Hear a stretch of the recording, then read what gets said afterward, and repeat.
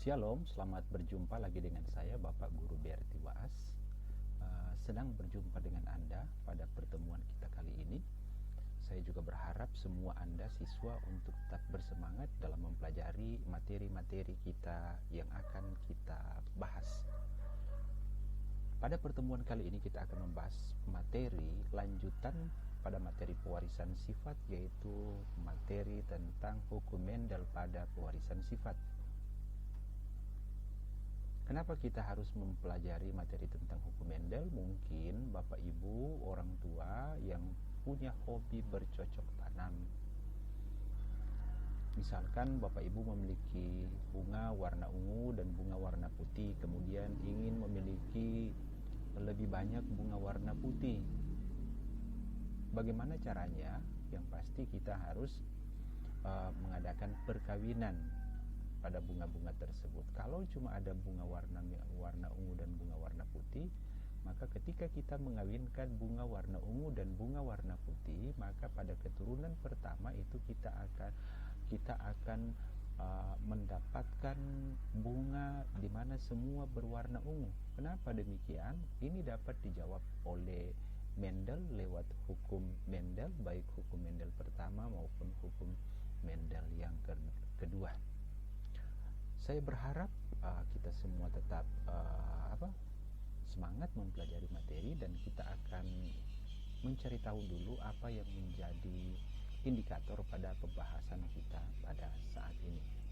Indikator kita pada saat ini yang pertama adalah mendeskripsikan hukum pewarisan sifat, kemudian yang kedua menjelaskan persilangan monohibrida, kemudian yang ketiga menjelaskan persilangan dihibrida atau dua sifat beda. Oke, kita akan masuk pada bagian yang pertama tentang mendeskripsikan hukum pewarisan sifat. Pada pertemuan sebelumnya kita sudah membahas tentang pewarisan sifat. Ada banyak istilah-istilah yang harus kita kuasai sebagai dasar untuk mempelajari materi tentang pewarisan sifat. Termasuk di dalamnya, pada waktu lalu kita sudah belajar tentang gen, kemudian kita sudah belajar tentang kromosom, kita sudah belajar tentang genotip, di mana genotip adalah susunan gen dan alelnya dalam kromosom homolog, itu yang disebut dengan genotip. Kemudian kita juga sudah mempelajari tentang ada yang genotip homozigot dominan, di mana pasangan alel terdiri atas dua gen yang dominan dengan tanda atau kode adalah huruf besar, dua huruf besar. Kemudian ada gen homozigot resesif dengan pasangan alel terdiri atas dua gen resesif dengan kodenya adalah dua huruf kecil. Kemudian ada yang namanya genotip heterozigot dengan pasangan alel terdiri atas dua gen berbeda, yaitu satu huruf besar dan satu huruf kecil, atau satu dominan dan satu resesif. Itulah istilah-istilah yang juga nantinya akan kita temukan dalam pembahasan kita pada saat ini. Oke, kita akan mulai dengan indikator yang pertama tentang mendeskripsikan dan hukum pewarisan sifat. Hukum Mendel itu dikeluarkan oleh seorang ahli botani namanya Gregor Johann Mendel, berkebangsaan Austria, di mana Gregor Johann Mendel itu lahir pada tahun 1822 sampai 1884. Gregor Mendel ini dikenal juga dengan bapak genetika karena dia yang banyak menaruh perhatian, termasuk di dalamnya dia mengeluarkan dua buah hukum yang disebut dengan hukum Mendel, di mana hukum Mendel 1 berkata setiap gen di dalam alel akan berpisah atau bersegregasi secara bebas pada saat pembentukan gamet. Jadi pada saat pembentukan gamet, setiap gen di dalam alel itu akan bebas, dia akan berpasangan. Kemudian dalam hukum Mendel yang kedua, bahwa setiap gen di dalam gamet akan bergabung atau berotasi secara bebas pada saat pembentukan individu baru. Ini adalah hukum yang dikeluarkan oleh Gregor Johann Mendel. Dan pada saat itu Mendel dia melakukan percobaan menggunakan tanaman ercis atau Pisum sativum, di mana tanaman ercis ini disebut juga atau memiliki ciri-ciri sebagai tumbuhan yang memiliki galur murni. Apa yang dimaksud dengan galur murni? Galur murni merupakan tanaman yang apabila melakukan penyerbukan sendiri, dia akan menghasilkan keturunan yang memiliki sifat sama dengan tanaman induknya. Jadi itu tanaman yang memiliki galur murni. Dia dapat melakukan penyerbukan sendiri, kemudian dia akan memiliki sifat, anak-anaknya akan memiliki sifat yang sama dengan induknya. Nah, adapun alasan juga Mendel melakukan penelitian pada tanaman ercis. Yang pertama adalah sifat-sifat dari tanaman ercis yang dapat dibedakan secara kontras, kemudian dapat melakukan penyerbukan sendiri, autogami maupun penyerbukan silang.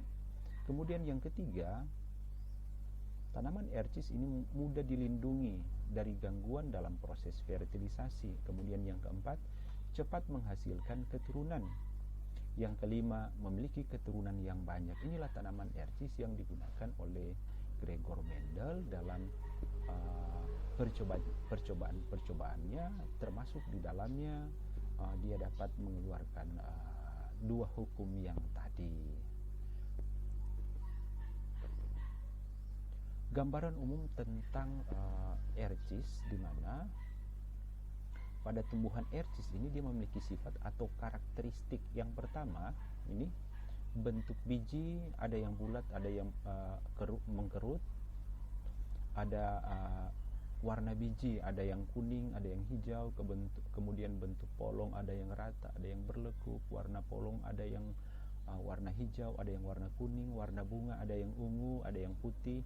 Posisi bunga dan polong ada yang aksial, berada pada batang, tumbuh dari ketiak batang. Kemudian ada yang terminal, bunganya itu pada ujungnya. Kemudian yang berikut ada yang batangnya panjang tetapi ada batang yang pendek. Ini karakteristik daripada kacang ercis, sehingga Mendel menggunakan tanaman ini dalam percobaan-percobaannya. Contoh, kita menyilangkan antara warna bunga, kita menggunakan salah satu ciri, yaitu warna bunga. Contoh, ketika kita menyilangkan bunga warna ungu dan warna putih. Ketika kita menyilangkan bunga warna ungu dan warna putih, inilah yang dimaksud dengan monohibrida. Jadi memiliki satu sifat beda. Nanti sebentar kita akan bahas tentang bagaimana persilangan monohibrid. Kemudian kalau seandainya kita menggunakan dua sifat beda, misalkan bentuk biji dan warna biji, ini yang disebut dengan dihibrid atau dua sifat beda. Nanti sebentar juga kita akan mempelajari tentang dihibrid. Nah, kalau kita melihat tiga sifat beda, misalkan bentuk biji, warna biji, kemudian warna bunga, ini yang disebut dengan trihibrid atau tiga sifat beda. Jadi seperti itu ketika kita akan mempelajari tentang monohibrid, kita hanya melihat salah satu dari karakteristik daripada kacang ercis tersebut, atau mungkin tumbuhan-tumbuhan yang lain. Oke? Dan pada saat ini kita akan lanjut. Kita akan mempelajari tentang pewarisan sifat pada monohibrida atau satu sifat beda. Misalkan kita akan menyilangkan kacang kapri atau ercis berbunga ungu dengan genotip U besar, disilangkan dengan kacang kapri berbunga putih. Jadi sama-sama tumbuhan ercis, tetapi yang satu berbunga ungu, yang satu berbunga putih, di mana bunga putih memiliki genotip U kecil dan U kecil. Pada monohibrid itu terjadi ketika alel ungu dia dominan terhadap alel putih. Nah, ketika alel ungu dominan terhadap alel putih, maka ketika kita menyilangkan bunga ungu dengan genotip U besar dan bunga putih genotip U kecil, ini dia akan menjadi parental pertama atau induk yang pertama, di mana induk yang pertama bunga ungu dia punya genotipnya U besar, kemudian bunga putih genotipnya U kecil, kita silangkan bunga ungu dan bunga putih, maka kita tentukan gamet dulu. Gamet dari genotip U besar adalah U besar.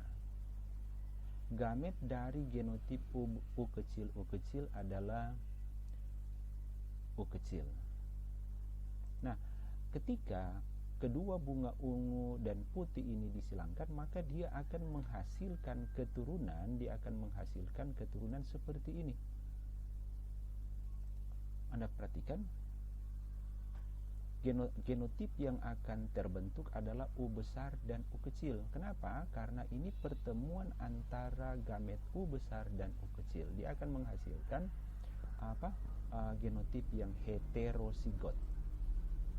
Dan pada turunan pertama atau pada filiar pertama, di mana semua bunga itu akan berwarna ungu. Kapan kita akan memperoleh bunga yang berwarna putih? Untuk memperoleh bunga yang berwarna putih, maka yang kita lakukan adalah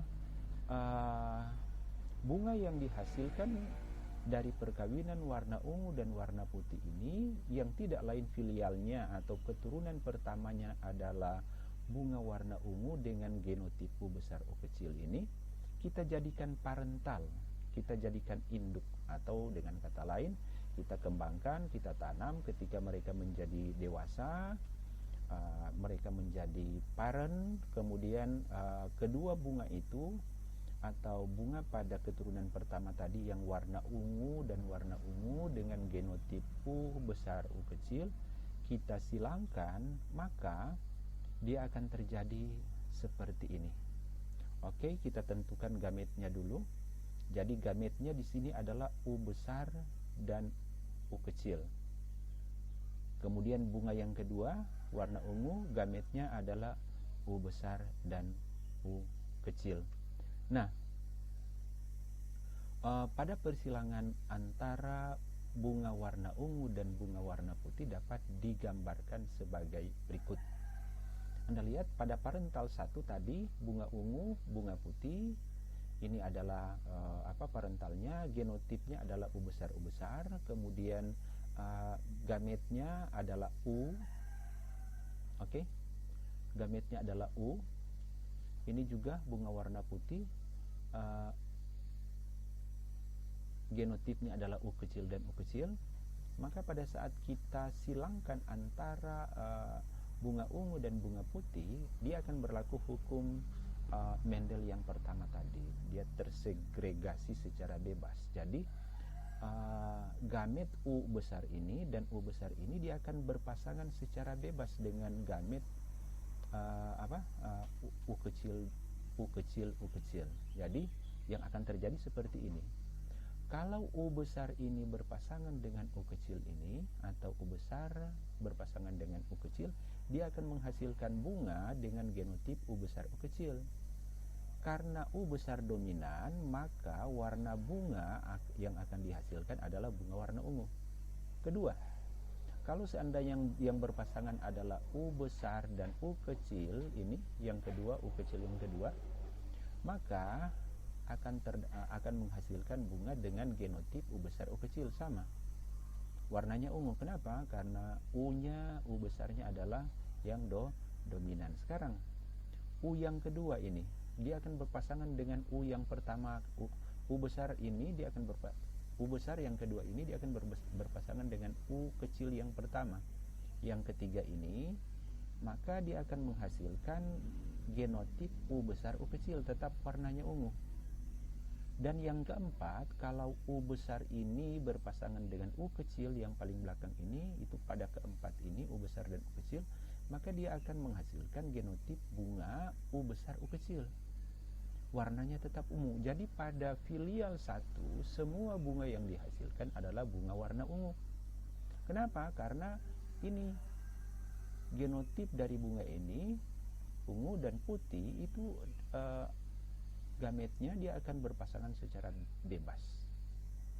Untuk mendapatkan bunga warna putih caranya adalah seperti ini. Anak-anak bunga ini pada filial 1 kita kembangkan lagi, kemudian kita silangkan. Misalkan bunga pertama dengan bunga kedua yang kita silangkan, berarti ungu dengan ungu dengan genotip U besar U kecil. Yang di sini genotipnya juga U besar U kecil. Maka gamet yang akan terbentuk di sini karena genotipnya U besar U kecil, maka gametnya adalah U besar, di bawahnya U kecil. Di sini juga begitu. U besar U kecil, gametnya adalah U besar U kecil. Berlaku hukum Mendel 1, segregasi secara bebas. U besar ini akan berpasangan, kalau U besar ini berpasangan dengan U besar ini atau di garis yang pertama ini, maka kita akan mendapatkan bunga dengan genotip U besar U besar. Maka bunganya adalah bunga warna ungu. Sekarang yang kedua, yang terjadi kalau seandainya gamet U besar dia berpasangan dengan gamet U kecil di bunga ungu ini, atau garis yang kedua ini U besar dan U kecil, maka dia akan menghasilkan bunga dengan genotip U besar U kecil. Warnanya apa? Warnanya ungu. Sekarang kalau seandainya yang berpasangan bunga warna ungu ini adalah U kecil dengan U besar di sini, ini garis yang ketiga, U kecil dan U besar, maka akan menghasilkan bunga ini. Genotipnya U besar U kecil. Warnanya apa? Warnanya ungu. Sekarang yang keempat, kalau yang U kecil ini berpasangan dengan U kecil ini, pada garis yang keempat ini dia akan menghasilkan bunga dengan genotip U besar, dengan genotip U kecil U kecil. Karena pasangan genotipnya adalah U kecil U kecil, berarti ini adalah homozigot resesif yang menghasilkan bunga warna putih. Sehingga perbandingan genotipnya, genotipnya U besar ada 1, U besar ada 1, U besar U kecil ada 2, U kecil ada 1, sehingga perbandingan genotipnya adalah 1 banding 2 banding 1. Ini perbandingan genotipnya. Sedangkan perbandingan fenotipnya bunga ungu di sini ada 1, 2, 3.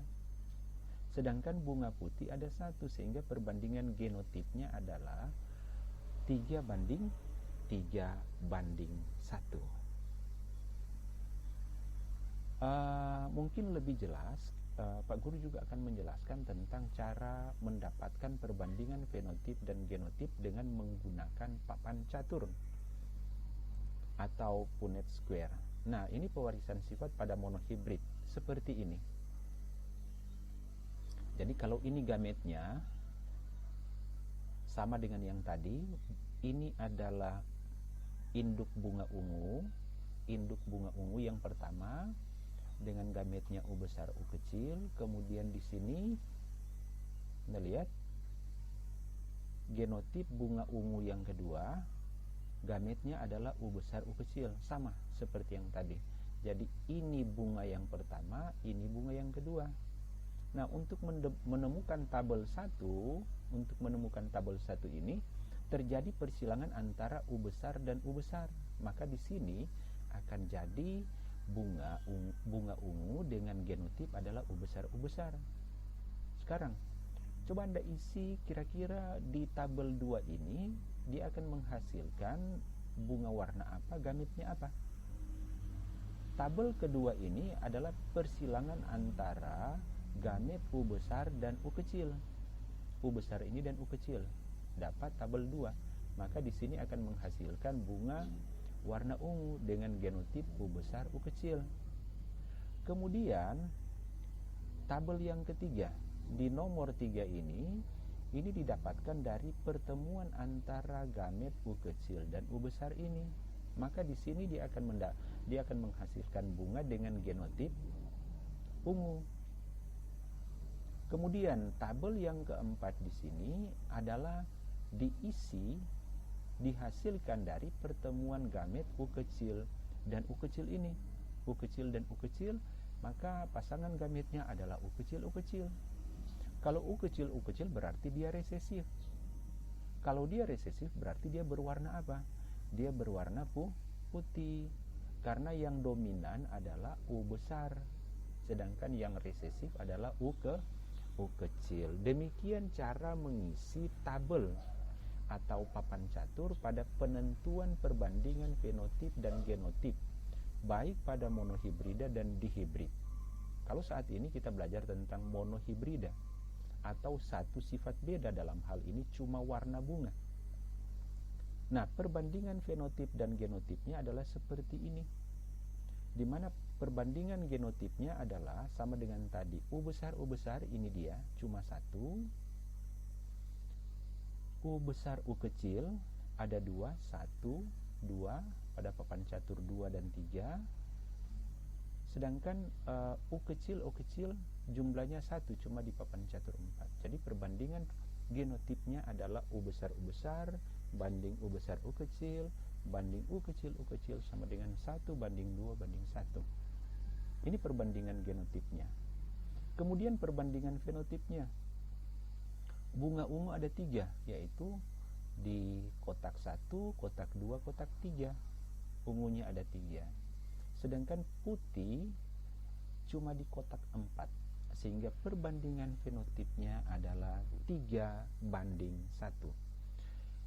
Pada monohibrid ini terjadi demikian karena yang dominan adalah U. Bagaimana seandainya kalau gametnya tidak ada yang dominan? Nah, kita akan membahasnya dalam yang berikut ini, pewarisan sifat pada monohibrid intermediate. Contohnya adalah kita mengawinkan bunga pukul 4 warna merah dengan genotip M besar dengan bunga pukul 4 warna putih, genotipnya M kecil, di mana M alel merah tidak dominan terhadap alel putih, jadi dia sama. Apa yang terjadi ketika kita mengawinkan? Jadi ini induk atau parental bunga merah dikawinkan dengan induk bunga warna putih, ini parentalnya. Genotipnya adalah M besar yang warna merah, yang warna putih genotipnya adalah M kecil. Warna merah, ini warna putih, alelnya atau gametnya di sini adalah M, di sini M besar, kemudian yang putih adalah M kecil. Maka yang terjadi ketika kita menyilangkan bunga warna merah dan bunga warna putih, karena tidak ada yang dominan, maka pada filial pertama atau keturunan pertama kita akan menghasilkan bunga yang warnanya adalah warna merah muda, genotipnya adalah M besar M kecil, dan semuanya warna merah muda. Jadi pada filial pertama, kalau tidak ada yang dominan pada filial pertama, maka dia akan menghasilkan bunga yang warna merah muda. Kalau tadi ungu dan putih, karena ungu dominan, maka filial pertama semuanya warna ungu. Tetapi ini, di contoh ini, di intermediate, karena tidak ada yang dominan, maka bukan merah, bukan putih, tetapi merah muda. Inilah uniknya. Oke, kita lanjut. Kalau seandainya bunga yang merah muda ini, jadi anak dari bunga merah dan bunga putih akan menghasilkan bunga merah muda. Kalau bunga merah muda ini kita kembangkan, kita tanam dan kita kawinkan, dia menjadi parental kedua. Jadi bunga warna merah muda dikawinkan dengan bunga warna merah muda. Di sini genotipnya adalah M besar M kecil, di sini juga genotipnya adalah M besar dan M kecil, dua-dua warna merah muda. Ketika disilangkan, maka yang terjadi adalah seperti ini. Oke, gametnya berarti di sini M besar M kecil, di sini juga adalah M besar M kecil. Kita lihat papan caturnya. Cara mengisi papan catur sama dengan yang tadi. Ini pada monohibrid intermediate. Ini adalah gametnya. Gamet M besar, gamet M kecil, bunga yang pertama, bunga yang kedua, gametnya M besar, ini gametnya M kecil. Maka untuk kotak pertama itu akan menghasilkan bunga pertemuan antara gamet M besar ini dan M besar ini. Maka genotip yang terbentuk adalah M besar M besar. Maka akan menghasilkan bunga warna merah seperti tadi. Sekarang kalau kotak yang kedua, berarti kotak yang kedua pertemuan antara M besar dan M kecil. M besar dan M kecil. Genotipnya adalah M besar M kecil, maka bunga yang dihasilkan adalah bunga merah muda. Kemudian kotak yang ketiga. Cara mengisi kotak yang ketiga adalah pasangan antara M besar dan M kecil. Genotipnya adalah M besar M kecil. Bunganya adalah bunga merah muda. Kemudian di kotak yang keempat ini akan mendapatkan bunga pertemuan antara gamet M kecil dan M kecil ini. Genotipnya akan menjadi M kecil, maka akan dihasilkan bunga warna putih. Kita lihat di sini. Di sini persilangan antara bunga warna merah muda gamet M besar M kecil dan bunga warna merah muda gamet M besar M kecil akan menghasilkan satu bunga warna merah, dua bunga warna merah muda, dan satu bunga warna putih. Itu perbandingan fenotipnya. Perbandingan genotipnya adalah M besar ada satu, M besar M besar ada satu, M besar M kecil ada dua, M kecil ada satu. Sehingga perbandingan genotipnya adalah 1:2:1. Sekarang perbandingan fenotipnya seperti yang saya sampaikan tadi. Merah ada satu, merah muda ada dua, ini, kemudian putih ada satu. Sehingga perbandingan fenotipnya adalah 1:2:1. Kalau di monohibrid intermediate, perbandingan fenotipnya atau sifat tampaknya, jadi fenotip adalah sifat tampak, adalah 1:2:1. Tetapi perbandingan tadi di monohibrid dominan, perbandingan fenotipnya adalah 3:1. Inilah pewarisan sifat pada monohibrid yang intermediate. Bagaimana dengan kalau seandainya kita memiliki kita melihat dua sifat beda? Boleh, kita akan membahas tentang dihibrid atau persilangan dua sifat beda. Oh ya, di sini ini yang tadi sebelum kita masuk pada dua sifat beda dijelaskan juga ini cara mendapatkan perbandingannya ini. Jadi kalau bunga warna merah dan bunga warna putih kita kawinkan, kalau di sini dia menggunakan kode R, red, merah, kemudian yang putih, white, dia pakai R kecil, maka persilangannya sama dengan tadi. Ini adalah gametnya R besar disilangkan dengan R kecil, maka dia akan berpasangan di sini adalah seperti ini. Yang ini pasangan R besar dan R kecil dapat bunga warna merah. Yang di sini pasangan bunga R besar R kecil dapat bunga warna merah. Yang di sini pasangan antara R besar dan R kecil ini dia dapat bunga warna merah. Yang di sini dia dapat dari R besar dan R kecil bunga warna merah. Ini yang tadi. Kemudian yang berikut, bunga warna merah dan merah dikembangkan seperti ini. R besar, di sini R besar, di sini R besar R kecil, di sini R besar R kecil, di sini R kecil dan R kecil. Ini sebenarnya warna merah, ini merah muda, kemudian ini merah muda. Ini adalah persilangan. Ini kalau persilangan yang dominan. Jadi perbandingannya adalah 3:1. Jadi ini merah, ini merah, ini merah. Ini yang dominan. Oke, kita lanjut dengan persilangan dihibrid. Persilangan dihibrid atau dua sifat beda. Contoh, kita akan menyilangkan antara ercis biji bulat warna kuning, jadi dua sifat beda. Kalau bulat berarti yang dominan B besar dan warna kuning adalah K besar K kecil. Ini ercis biji bulat B besar, kemudian warna kuning warna kuning adalah K besar. Genotipnya adalah B besar, K besar. Kemudian disilangkan dengan ercis. Dia punya bentuk keriput, berarti lawan dari bulat adalah keriput, berarti yang resesif, B kecil. Kemudian warna hijau resesif. Kalau kuning dominan, K besar, kalau hijau K kecil. Jadi kalau kuning dominan, hijau adalah resesif.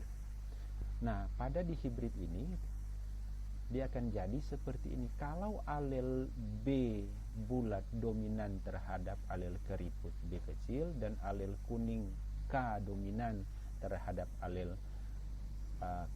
hijau K kecil, maka yang akan terjadi adalah seperti ini.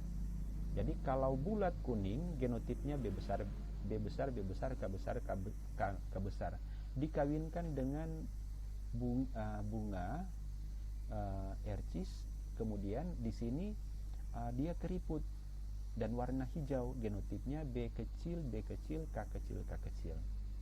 Jadi ini akan menjadi parental 1 genotipnya ini. Kemudian yang yang hijau keriput genotipnya ini bulat kuning, ini adalah keriput hijau. Apa yang terjadi? Oh iya, kita tentukan dulu gamet dari genotip B besar, K besar, gametnya adalah ini B besar dan K besar. Gamet dari genotip B besar, B kecil, K kecil, gametnya adalah B kecil dan K kecil. Nah, kalau kita silangkan kedua tumbuhan dengan gamet B besar, K besar dan B kecil, K kecil, maka turunan pertamanya dia akan mendapatkan bunga dengan genotip B besar, B kecil, K besar, K kecil. Berarti bunga ini warna apa? Bunga ini akan warna kuning. Dan bentuknya apa? Bulat. Kenapa? Karena di sini ada B yang dominan, B besar, bulat. Di sini K besar yang dominan, berarti bunga ini turunan pertamanya seluruhnya adalah bulat kuning. Nah, sekarang anakan bunga pada turunan pertama ini kita kembangkan lagi jadi parental 2. Apa yang terjadi pada parental 2? Kita perhatikan di sini.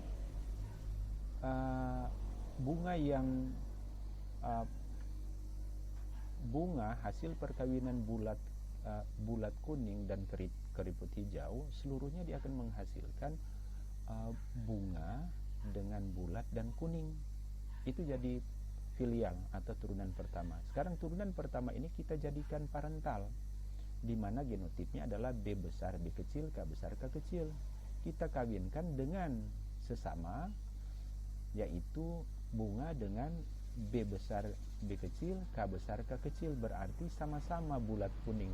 Jadi kalau bulat kuning dengan bulat kuning kita kawinkan, maka kita tentukan dulu gametnya. Di sini gamet yang akan terbentuk adalah gametnya adalah B besar K besar, B besar K kecil, B kecil K besar, B kecil K kecil. Dapat dari mana gamet ini? Dapat dari sini. Jadi kalau B besar berpasangan dengan K besar, jadi ini B besar K besar. Kalau B besar berpasangan dengan K kecil, maka akan jadi B besar K kecil. Kalau B kecil ini berpasangan dengan K besar, maka dia akan jadi B kecil K besar. sekarang kalau B kecil berpasangan dengan K kecil, maka akan jadi B kecil K kecil. Ini cara menentukan gamet pada dihibrid. Cara menentukan gamet pada dihibrid.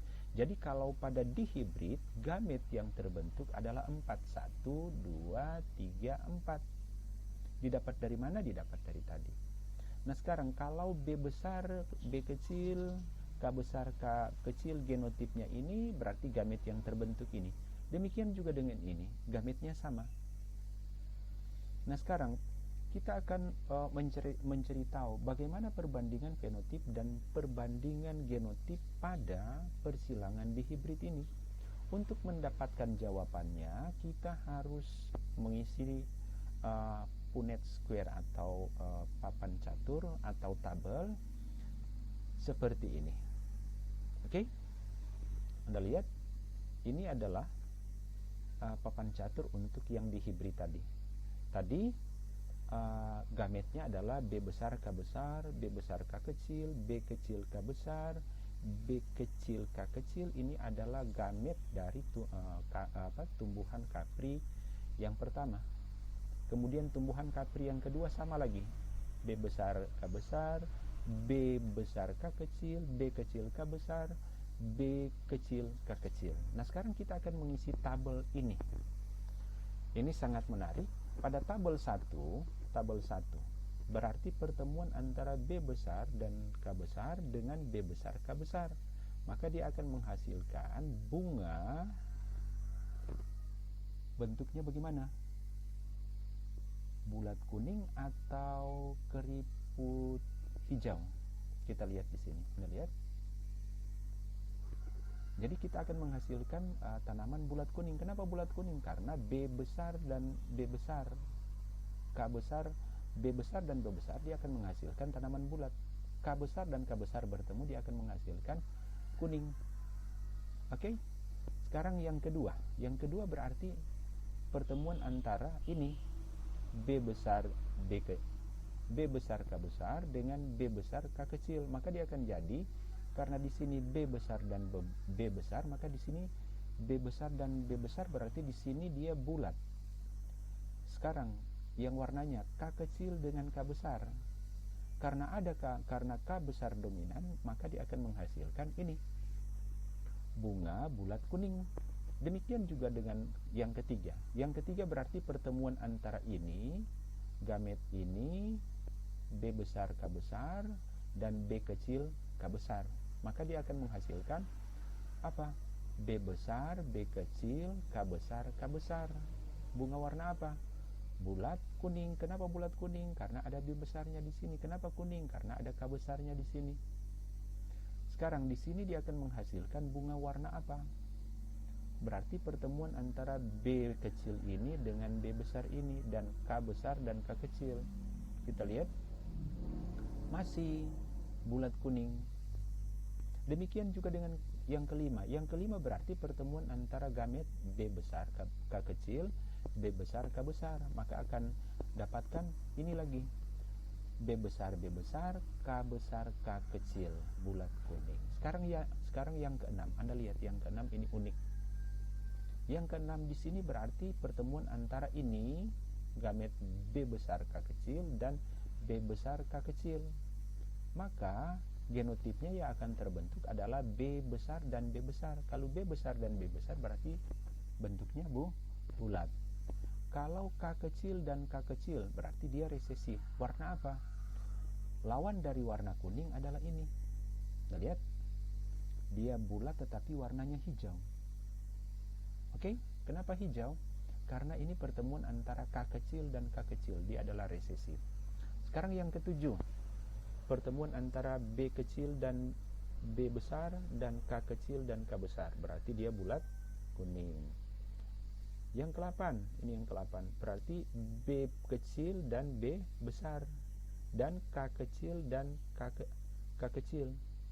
Nah ini K kecil dan K kecil berarti warna apa? Warna hijau. Tetapi bentuknya apa? B besar dan B kecil berarti bulat. Berarti di sini bulat hijau. Seperti itu. Kemudian yang ke-9. Yang ke-9 berarti di sini B kecil, B besar berarti bulat. K besar berarti kuning, bulat kuning. Yang ke-10, B besar, B kecil berarti bulat. K kecil, K besar berarti kuning, tetap bulat kuning. Kalau di sini yang 11. Yang 11 berarti B kecil pasangan dengan B kecil. Kalau B kecil dengan B kecil berarti bukan bulat tetapi apa? Keriput. Kalau K besar dengan K besar berarti warnanya kuning. Berarti di sini adalah apa? Warna kuning tapi keriput. Papan yang ke-12. Nomor 12 ini adalah B kecil, B kecil. Berarti keriput. Oke? Tapi warnanya apa? K kecil ada K besar berarti warnanya kuning, berarti keriput kuning. 13. B besar B kecil berarti bulat. K besar K kecil berarti kuning. Yang ke-14 di sini, B besar B kecil berarti bulat. K kecil K kecil berarti warna hijau, berarti bulat hijau. Yang ke-15. Yang ke-15. B kecil B kecil. Kalau B kecil berarti warnanya apa? Keriput. Kalau K besar dengan K kecil berarti warnanya apa? Kuning. Ulang. B kecil dengan B kecil bentuk buahnya adalah keriput. Jadi akan dapatkan keriput kuning. Yang terakhir 16. B kecil B kecil, K kecil K kecil. Kalau B kecil berarti keriput. B kecil adalah keriput. Kalau K kecil berarti warna apa? Hijau. Berarti di sini akan menghasilkan keriput yang warnanya keriput hijau. Demikianlah cara mengisi tabel atau papan catur pada dihibrid. Nah, sekarang coba Anda lihat perbandingan. Kita akan belajar tentang perbandingan fenotip dan genotipnya. Seperti ini. Yang warna hijau Anda lihat di sini, ini ada hijau. Yang hijaunya ada 16 dari nomor 6. Bulat hijau, bulat hijau, bulat hijau. Bulat hijau ternyata ada 3. Kemudian keriput hijau cuma 1. Nah, sekarang kita akan lihat perbandingan fenotip dan genotipnya. Ini perbandingan fenotipnya dan genotipnya.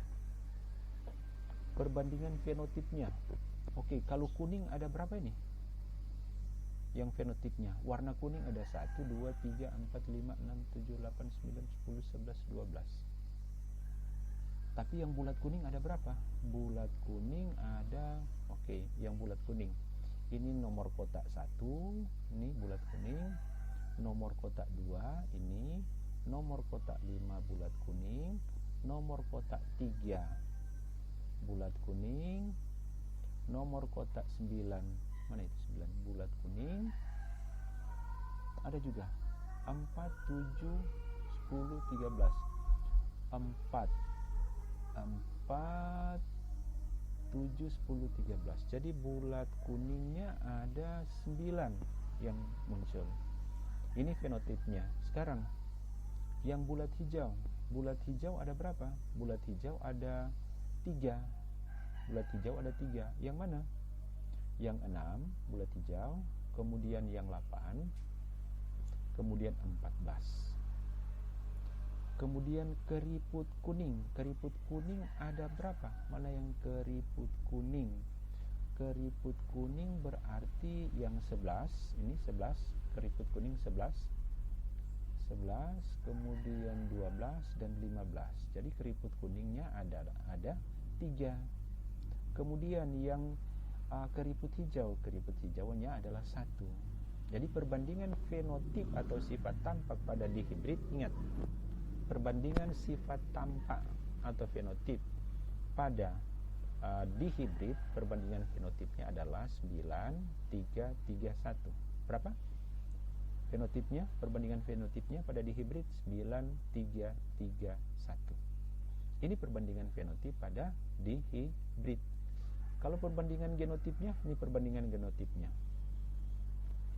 1, 2, 2, 4, 1, 2, 1, 2, 1. Didapat dari mana? Yang satu ini satu, yaitu genotip. B besar, B besar, K besar, K besar cuma satu di sini. Yang B besar, B besar, K besar, K kecil ada dua kotak, yaitu kotak 2, kotak 5, ada dua. B besar, B kecil, K besar, K besar ada 3 kotak, kotak 3 dan ada 2 kotak, kotak 3 dan kotak 9. B besar, B kecil, K besar, K kecil ada 4 kotak, kotak keempat, 7, 10, 13. B besar, B besar, K kecil, K kecil ada 6 kali. Oh, ada 1 kali di kotak 6. Kemudian B kecil, B besar, B kecil, K kecil, K kecil ada 2 kali di kotak 8 dan 14. B kecil, K besar, K besar ada 1 kali di kotak 11. B kecil, K besar, K kecil ada 2 kali, 12, kotak 12 dan kotak 15. Sedangkan yang terakhir, B kecil, K kecil, K kecil ini ada 1 kali di kotak yang mana, kotak 16. Demikianlah perbandingan genotip, yaitu 1 banding 2 banding 2 banding 4 banding 1 banding 2 banding 1 banding 2 banding 1. Sulit untuk dihafal, tapi yang banyak kali muncul adalah perbandingan fenotip pada dihibrid, sebab gampang dihafal, yaitu 9331. Ini cara menghafalnya. Oke, demikian penjelasan dari saya tentang hukum Mendel. Kita sudah belajar tentang monohibrid dominan, monohibrid yang tidak dominan. Kemudian kita sudah belajar tentang dihibrid, masing-masing dengan perbandingan fenotip dan perbandingan genotipnya. Demikian penjelasan dari saya. Kita akan akhiri. Terima kasih. Tuhan Yesus memberkati kita semua. Shalom.